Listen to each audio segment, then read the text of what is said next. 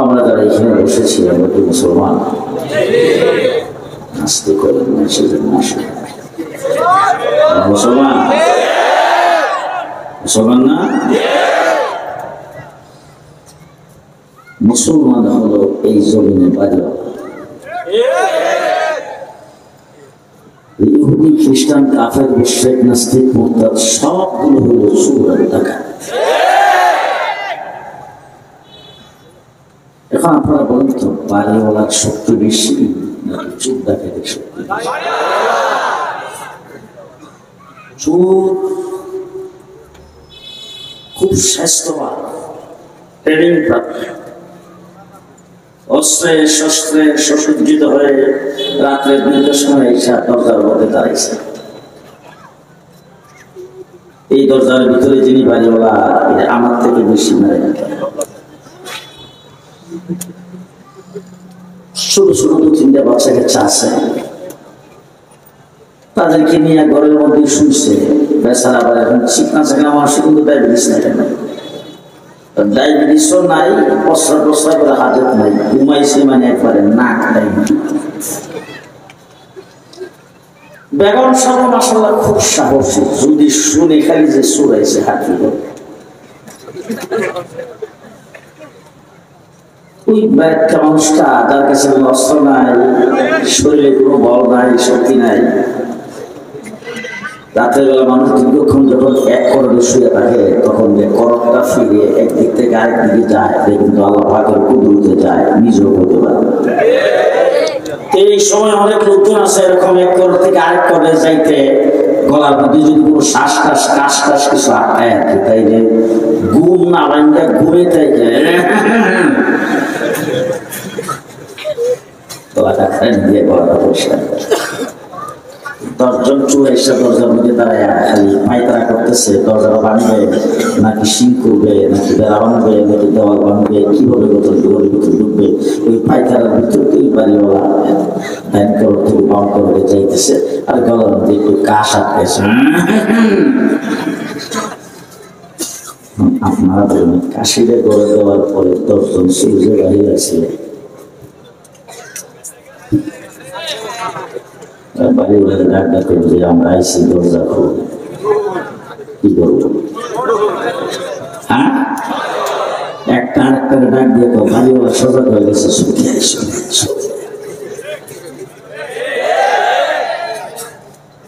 মুসলমান আমরা বাড়িওয়ালা। মুসলমানদের আল্লাহু আকবারের আওয়াজ গোটা বিশ্বকে জয় করার জন্য যথেষ্ট। ইহুদি খ্রিস্টানরা রিপোর্ট দিয়েছেন, আজকে আমার ঢাকা শহরে বিশাল বড় বড় মসজিদ, এক একটা মসজিদ 4-5 তলা।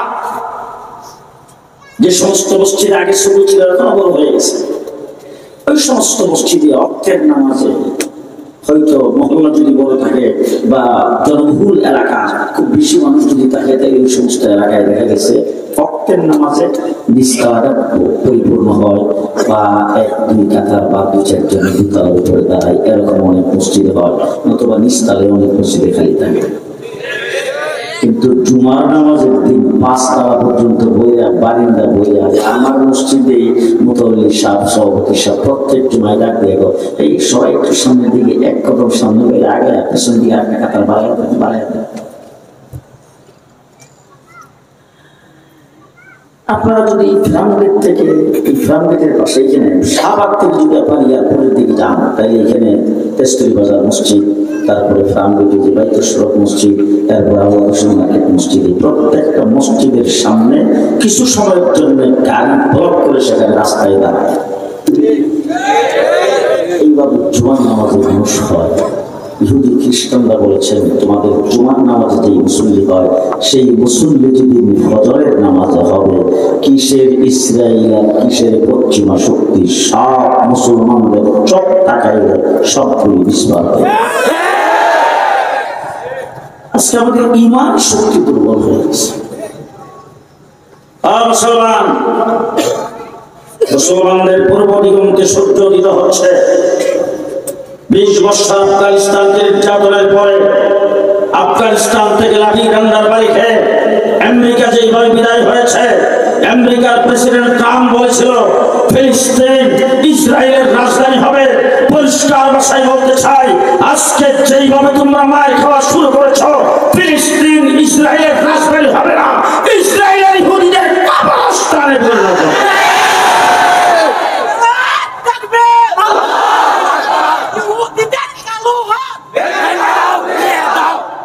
মুসলমান, আমরা মুসলমান।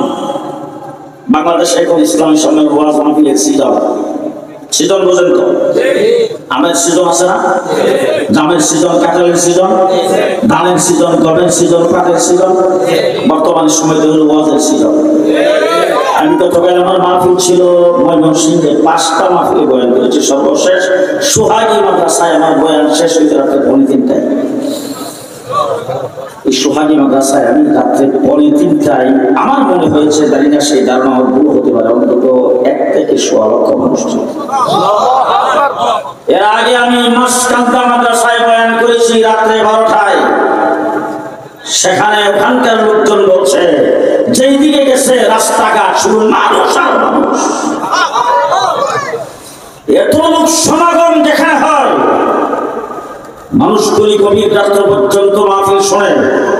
গভীর রাত্রে আখির মোনাজাত করে যখন মানুষগুলি চতুর্দিকে ছড়ায় পড়ে, আজ পর্যন্ত কোন ফেসবুক, কোন মিডিয়া, কোন সোশ্যাল মিডিয়া, আন্তর্জাতিক বা জাতীয় কোন মিডিয়া এই কথা কি কেউ প্রমাণ করতে পেরেছে মাহফিল শেষে একটা রিকশার চাক্কা কেউ পাংচার করেছে? ঘুমাইছে? আমি আপনাদের সামনে কথা বলতেছি, আপনাদের কি জিন্দা? আমি কবরস্থানে কথা বলতেছি না তো, জিন্দা মানুষের সামনে কথা বলতেছি। আওয়াজটা ঠিক করে করবেন। আমার এত বড় টঙ্গীর বিশ্ব ইজতেমা আখিরি মোনাজাতে কোটি মানুষের উপরে হয়, একসাথে মানুষগুলি সেখান থেকে বের হয়, রাস্তাঘাট সব ব্লক হয়ে যায়, আজ পর্যন্ত একটা রিকশার গায়ে কেউ আঘাত করে না। শান্তিপ্রিয় জাতি হিসাবে সেই প্রমাণ আমরাই দিয়েছি। হযরত মাওলানা হাবিবুল্লাহ মাহমুদ কাসেমী সাহেব আপনাদের সামনে বয়ান করেছিলেন। এর আগে হযরত মাওলানা আরিফুল হাবিব বয়ান করেছেন। ওনারা বড় আলেম, বড় বুজুর্গ, ওনারা আপনাদের সামনে কথা বলছেন। ওনাদের সামনে আপনাদের যদি নড়াচড়া করেন, বাদাম খান, একজনকে ঘুষাবেন, তাইলে হয়তো বেয়াদবি হবে। এই জন্য আপনারা চুপচাপ বসে আছেন।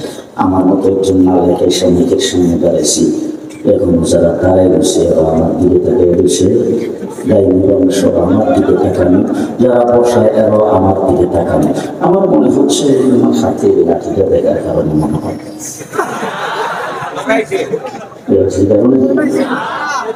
কেন বসে আছে। টঙ্গীর বিশ্ব ইজতেমায় মাইকের সামনে কথা আমার মতো এত এইগুলো মাহমুদ কাসেমী সাহেবের মতো এত জোর গলায় না, আস্তে করে বলে ভাই খামোশ হয়ে যায়, আহাম বয়ান হবে। একবার, দুইবার, তিনবার বলার পরে গোটা মাঠ খামোশ। এমনকি শুধু মাঠের মানুষ খামোশ না, পুলিশ র্যাব পর্যন্ত চুপ। ঠিক কিনা বলে? জি, শান্তির রাজ আমরাই কায়েম করেছি। আমরা কোথাও নাশকতা করি না, আমরা কোথাও অকারেজ ঘটাই না, আমরা কোথাও কোনো ভাঙচুর করি না, আমরা সন্ত্রাস করি না, আমরা আসা যাওয়ার পথে কোনো জায়গার মধ্যে কোনো অকারেজ হয় না। মহাসমাবেশ হবে 3 দিন আগের থেকে রাস্তার মোড়ে মোড়ে সেটিং বসাইছেন। পুলিশকে জিজ্ঞেস করলাম, পুলিশ বলে নাশকতা হওয়ার সম্ভাবনা হবে। তোমাদের শান্তি সমাবেশ নাশকতা হয়, মহাসমাবেশ নাশকতা হয়, আমাদের শান্তির হাজার হাজার লক্ষ লক্ষ মানুষ জমা হয়ে গেল, নাশকতা হয় না।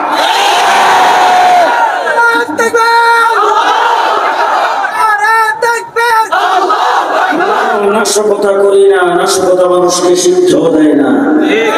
ঠিক আছে, ঠিক। আমরা শান্তিপ্রিয় জাতি।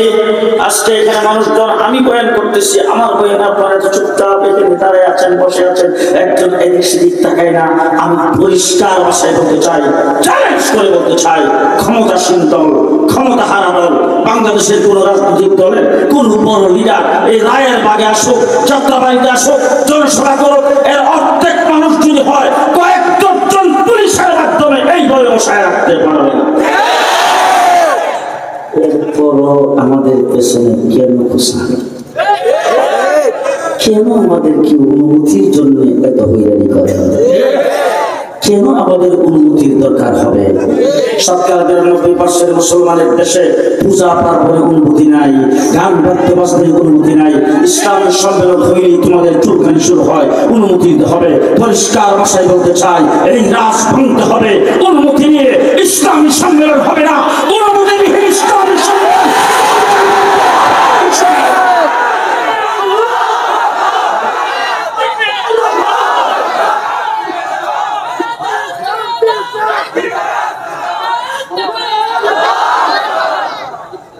আমাদের অনেক মাহফিলের মধ্যে আমাদেরকে ফোন করে বলেছে যে থানা থেকে অনুমতির জন্য খুব ডিস্টার্ব করতেছে, অনুমতি দিয়ে চাই না। আমি বলি যে অনুমতির জন্য দিলেন কেন? সবার কেউ চুপ না, যাই তো ওদের লালচ বাড়াইছে। তারা মনে মনে ভাবো যে মৌলবীরা আমার পেছনে ঘুরবে, মৌলবী তোমাদের পেছনে ঘুরবে না, মৌলবী দেশের চোখ ডাকাত না, মৌলবী দেশের হাই ডাকাত না। পরিষ্কার ভাষায় বলতে চাই, বাংলাদেশের ৫৬,০০০ বর্গ মাইলের ভিতরে একটা মৌলবী আমার সামনে তৈরি এনে দিবেন যে বেগম পাড়ায় বাড়ি করছে, কোন মৌলবী? যে একজন আলেম সুইস ব্যাংকে অ্যাকাউন্ট করছে, দেখা আমাকে আছে। দেশের টাকা পড়ার ফাঁস করে কোথাও পাচার করেছেন? জি। কিন্তু উন্নয়নের নামে রোডের বদৌলতি বাদ দিয়ে দেখো, তোমরাই দিছো। যদি টাকা আত্মসাৎ করে বালিশের তুলের ভিতরে রেখে রাখো, তোমরাই রাখছো। যদি এই দেশ থেকে টাকা আত্মসাৎ করে সুইস ব্যাংকে অ্যাকাউন্ট করে দেখো, তোমরাই করেছো। এই দেশের টাকা ভরার ফাঁস করে যদি বেগম পাড়ায় বাড়ি করে দেখো, তোমরাই করেছো। আজকে দেশের হিজাবের সংকট তোমরাই সৃষ্টি করেছো, আজকে দেশের ধরার সংকট তোমরাই সৃষ্টি করেছো। এই দেশের কোন আলেম করে নাই, আলেমরা হলো এই দেশের সুসন্তান। আলেম ওলামায়ে কেরাম এই দেশের সুসন্তান। তার কারণ হলো আলেম ওলামায়ে কেরাম যে শিক্ষায় শিক্ষিত হয়, এই শিক্ষা হলো জাতির মেরুদণ্ড। যে শিক্ষায় আলেমরা শিক্ষিত হয়, এই শিক্ষা হলো জাতির মেরুদণ্ড। তার কারণ হলো আলেম ওলামায়ে কেরাম যে শিক্ষায় শিক্ষিত হয়, এই শিক্ষাটার মধ্যে হাড্ডি মাটি নেয়, হাড্ডি মাটি তারা মাপের পারে দিন, তাদের খারাপ দোষী। আমি জিজ্ঞেস করতে চাই, যেটা ডিম পারে এটা কি কোনোদিন সিঙ্গুরে? যেটা সিঙ্গুরে এটা কোনোদিন ডিম পারে? এই কথাটা কি কম মিথ্যা না পুরোটাই মিথ্যা? এত মিথ্যা কথা যেখানে শিক্ষা দেওয়া হবে, এই শিক্ষা জাতির মেরুদণ্ড আসতে।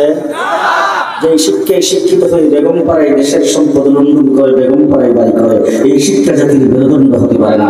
যে শিক্ষায় শিক্ষিত হয়ে দেশের টাকা পাচার করে সুইস ব্যাংকে অ্যাকাউন্ট করে, এই শিক্ষা জাতির মেরুদণ্ড হতে পারে না। যে শিক্ষায় শিক্ষিত হয়ে উন্নয়নের নামে রোডের বদৌলতে বাস দেয়, এই শিক্ষা জাতির মেরুদণ্ড হতে পারে না। যে শিক্ষায় শিক্ষিত হয়ে দেশের সম্পদকে নিজের সম্পদ মনে করে, এই শিক্ষা জাতির মেরুদণ্ড হতে পারে না। যে শিক্ষায় শিক্ষিত হয়ে অফিস আদালতে বসে কলমের খুশায় লক্ষ লক্ষ টাকা চুরি করে, এই শিক্ষা জাতির মেরুদণ্ড হতে পারে না। যে শিক্ষায় শিক্ষিত হয়ে সর্বোচ্চ শিক্ষাগারে আপনাদের মতো সন্তানকে পিটায় হত্যা করে, এই শিক্ষা জাতির মেরুদণ্ড হতে পারে না। যে শিক্ষায় শিক্ষিত হয়ে বেডরুমের ভিতরে মা বাবাকে হত্যা করে, এই শিক্ষা জাতির মেরুদণ্ড হতে পারে না। যে শিক্ষায় শিক্ষিত হয়ে মা বাবাকে বৃদ্ধাশ্রমে থাকতে দেয়, এই শিক্ষা জাতির মেরুদণ্ড, শিক্ষা জাতির মেরুদণ্ড পারে না। যে শিক্ষায় শিক্ষিত হয়ে মানুষকে ভালোভাবে সন্তান বানায়, এই শিক্ষা জাতির মেরুদণ্ড আসতে। এই শিক্ষা জাতির মেরুদণ্ড হতে পারে না। তোমাদের শিক্ষা কোথায় থেকে আসছে? যদি জিজ্ঞেস করে, এখন একজন ডক্টরেট করেছেন, বিসিএস পাস করেছেন, একবারে বিশাল বড় ডিগ্রি নিয়ে আসছে, তাকে জিজ্ঞেস করুন তো আপনার শিক্ষা কোথায় থেকে আসছে, আপনি কোন সাবজেক্টে লেখাপড়া করে এত বড় শিক্ষিত হয়েছেন, আপনার শিক্ষার গোড়াপত্তন কোথায় থেকে হয়েছে বলেন তো? সে বলতে বাংলাদেশ স্বাধীনের পরে বঙ্গবন্ধু শেখ মুজিবুর রহমান সাহেব ঢাকা ইউনিভার্সিটি বোর্ডের থেকে, বিশ্ববিদ্যালয় বোর্ডের থেকে শিক্ষার কারিকুলাম চালু করেছেন। আমরা কেউ বলবো কুদরতুল্লাহ শিক্ষা কমিশন করেছেন, আমরা কেউ বলবে ললিত কলা একাডেমি করেছেন, আমরা কেউ বলবে বাংলা একাডেমি করেছেন, আমরা কেউ বলবে শিক্ষা মন্ত্রণালয়ের থেকে হয়েছে। এর বেশি থেকে বেশি আর কোথাও তোমরা যাইতে পারবো না। আমাকে জিজ্ঞেস করো, আমার শিক্ষা যে শিক্ষা জাতির মেরুদণ্ড, আমার শিক্ষাকে আমি শিক্ষা জাতির মেরুদণ্ড দাবি করি, এটা কোথায় থেকে আসছে? আমি পরিষ্কার বলবো, শিক্ষা সিলেবাস দিচ্ছেন আল্লাহ, শুরু হয়েছে হেরা গুহায়। সিলেবাস কে দিয়েছেন? শুরু হয়েছে কোথায়? শুরু হয়েছে কোথায়? শুরু করছে বলে হয়েছে রহমান তার সাথে সাথে বন্ধু বন্ধু ভিতরে বসা জিবরাইল শুরু করছেন করা করুন। হুজুর বললেন 40 বছর একটা অক্ষর করছেন, কোনো প্রাইভেট টিউটারের কাছে জীবনে যাই নাই, কোনো স্কুলে যাই নাই, কোনো কলেজে যাই নাই, কোনো মক্তব কিন্টার গার্ডেনের কেজি তখন ছিলই না, ওই সমস্ত কোনো জায়গায় আমি যাই নাই। তুমি আমার জিবরাইল কি, তুমি আমার কি কো এই করা পড়ো, আমি তো পড়া জানি না, মা নবী কারিগিন। জিবরাইল আমিন হুজুরকে চাপ দিয়ে বসছেন, দুইটা সাইড দিয়ে বলছেন এ করা পড়ো, তার কারণ হলো আপনি বিশ্বজগতের শিক্ষক। এখন করেন না, সবাই নাস্তা হয়ে আপনি বিশ্ব জগতের শিক্ষক, এ করা পড়াই আপনার কাজ, পড়াই আপনার কাজ। তার কারণ হলো মানুষ যেই যত কিছু বলুক না কেন, যদি কোনো মানুষ সুশিক্ষায় শিক্ষিত হয় সে কখনো দেশের টাকা লুণ্ঠন করবে না। যদি কোনো মানুষ সুশিক্ষায় শিক্ষিত হয় সরকারি সম্পদকে নিজের সম্পদ মনে করবে না। যদি কোনো মানুষ সুশিক্ষায় শিক্ষিত হয় সে কোনোদিন অফিস আদালতে বসে কলমের ঘুষায় টাকা চুরি করবে না। ঠিক হযরত হাফিজ জুজুর রহমাতুল্লাহির নাম শুনছেন? 1981 সালে হাফিজ জুজুর রাষ্ট্রপতি নির্বাচনে দাঁড়িয়েছিলেন। কোন নির্বাচনে? প্রেসিডেন্ট। খানকাই জীবন ভর পত্রিকা পড়া পর্যন্ত পছন্দ করে না, কারো হাতে পত্রিকা দেখলে বারবা। এই লোক খানকার থেকে হঠাৎ করে শেষ রাত্রে তাহাজ্জুদ করে ফজর নামাজের সময় এসে এই মুফতি ফজলুল আমিন কইও, এই মাওলানা হামিদুল্লাহ কইও, এই শেখ সালাম আইজুদ কইও, এই মাওলানা আব্দুল গাফফার কইও, এই মাওলানা মুস্তাক কইও, তাড়াতাড়ি আল্লাহ হুজুর কি দিয়েছে এবারে প্রেসিডেন্ট নির্বাচনের জন্য মৌলবী প্রার্থী হবে। এখন জীবন ভরা পত্রিকা পড়তেও দেখতে পারে না। এই লোকটা যখন এই কথা বলছেন ওই আবার সাথে সাথে বলতেছেন আজকে সবাইকে ডাকো, বাংলাদেশের মূল্যবোধ যারা আছে আলেম ওলামায়ে কেরামকে ডাকো দেখি। আমি এই কথা সবার সামনে বলতে চাই, সমস্ত ওলামায়ে কেরামকে ডাকা হইল বা মানে লালবাগ শাহী মসজিদে মিটিং হইল, সেই মিটিংয়ের মধ্যে আমি নালায় করছিলাম। আর সবাই বসে এখন ওলামায়ে কেরামের পক্ষ থেকে একজন প্রেসিডেন্ট পদপ্রার্থী হইতে হবে। একজনকে দাঁড়ায় বলছেন আমাদের মধ্যে যোগ্য ব্যক্তি হলেন শেখুল হাদিসুল হযরত মাওলানা আজিজুল হক, উনি এই দায়িত্বের জন্য ফিট, উনাকে আমরা প্রার্থী করবো। উনি মাথা নিচের দিকে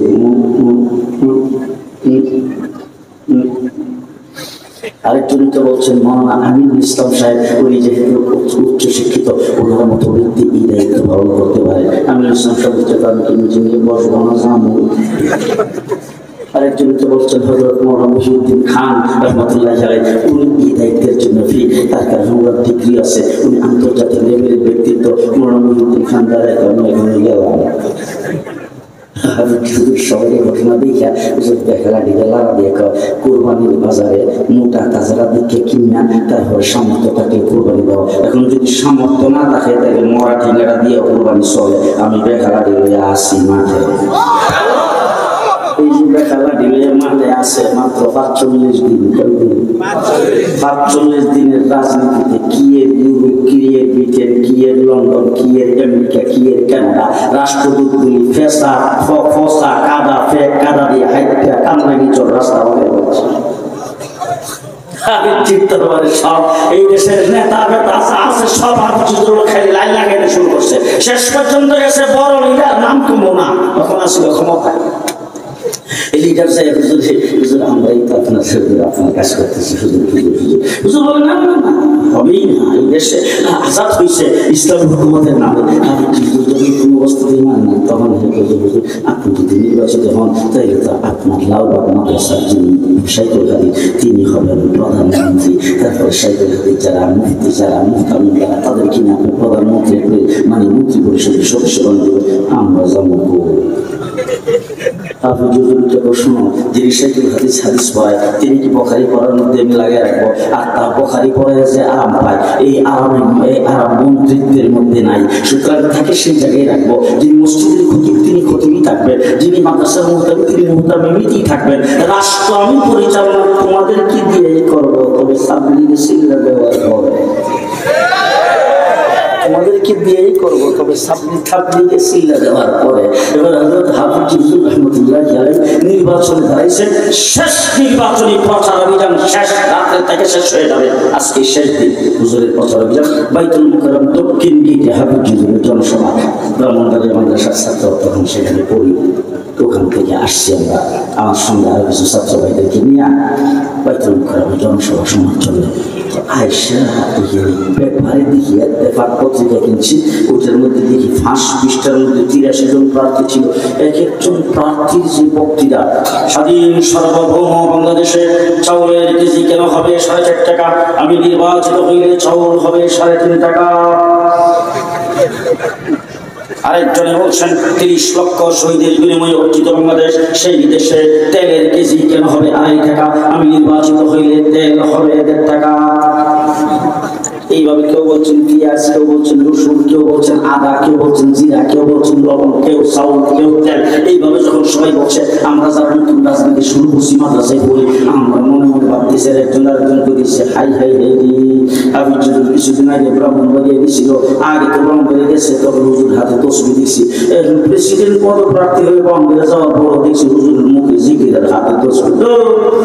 আজকে হুজুর এই জিকির টিকির বাদ দিয়া ব্যাপারটা হইয়া যে কইছে 3.5 কেজি চাউল খাওয়াই, এখানে হাফিজ হুজুর বেশি না খেলে আটা না কমাই দিয়ে একটা মুফলিকে নিয়ে আসতো। আর যে কইছে 1.5 টাকা কেজি তেল খাওয়াই, এখানে হুজুর আরো আটা না কমাই 1 টাকা। এইভাবে যদি হুজুর মুখ করে নিয়ে আসা প্রত্যেকের যে যত বক্তৃতা দিচ্ছে সব বক্তৃতা দিয়ে গেলে আটা না করে কমায়া আজকে ঘোষণাটা দিত, ভুল একটা ফিল নইলে।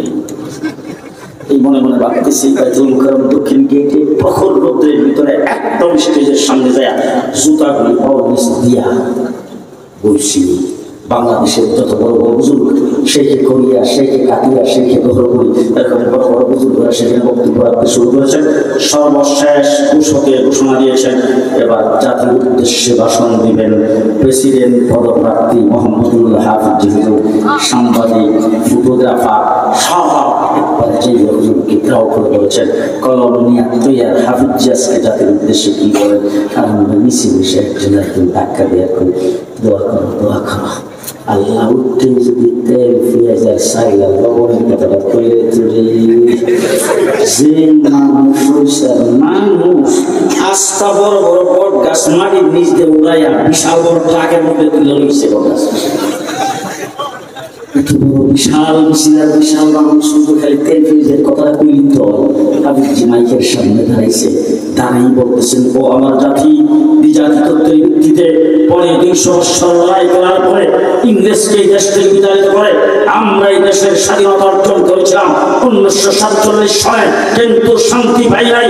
পাকিস্তানের আমাদের উপর জোর নির্যাতন করার কারণে আমরা পূর্ব পাকিস্তানের যারা আমরা সবাই ঐক্যবদ্ধ হয়ে মুক্তিযুদ্ধ করে 30 লক্ষ শহীদের বিনিময়ে আবার 15 বার স্বাধীনতা অর্জন করেছি। হয়েছে বাংলাদেশ 10 বছর পার হয়ে যাচ্ছে, আমরা শান্তি পাই নাই। আমি প্রেসিডেন্ট পদপ্রার্থী হয়েছি, আল্লাহ যদি এই দায়িত্বের জন্য আমাকে কবুল করেন, আমি এই দেশ জাতির শান্তির জন্য যে কাজটি সর্বপ্রথম করব সেই কাজটা হলো 68,000 গ্রামে 68,000 কোরআনী মক্তব কায়েম করব। আমরা একজন আরেকজন চেহারার দিকে তাকে এত কি ফিয়েস গেল,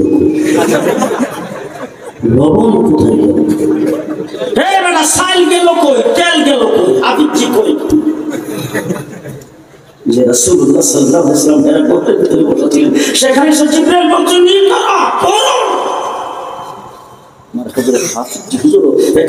রাষ্ট্রপতি নির্বাচনে দাঁড়ায় নির্বাচন সবাই বাইতুল মুকাররমে বলছেন 68,000 গ্রামে 68,000 বক্তব্য কায়েম করে প্রত্যেকটা মানুষকে কোরআনের তালিম দিয়ে যখন ইউনিভার্সিটিতে ভর্তি করা হবে, সেখান থেকে ডক্টরেট ডিগ্রি নিয়ে বের হওয়ার পরে তার দ্বারা চুরি হবে না, তার হাইজ্যাক হবে না, তার দ্বারা মারামারি হবে না, তার মাইরে কোনোদিন পুলিশ মরবে না। কথা কি বুঝে আসতেছে?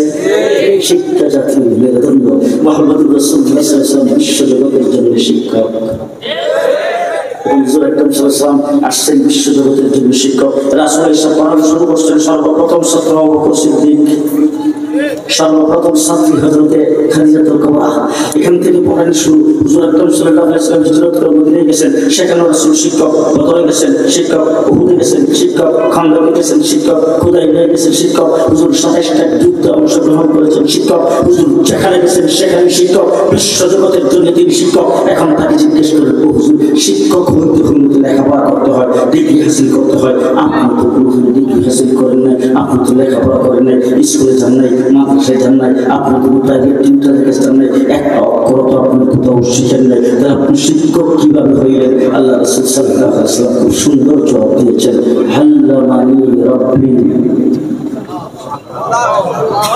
আল্লামানি রাব্বি, আমাকে স্বয়ং রব শিক্ষা দিয়েছেন।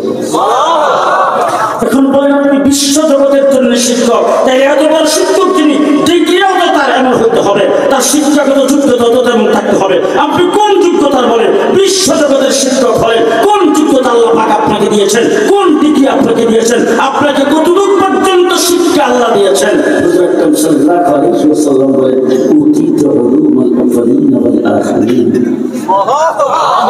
উতীতু উলুমাল আউয়ালিন ওয়াল আখিরিন, আল্লাহ পাক আমাকে আউয়াল এবং আখিরের সমস্ত ইলম আমার সিনার ভিতরে ঢুকাই দিয়েছেন।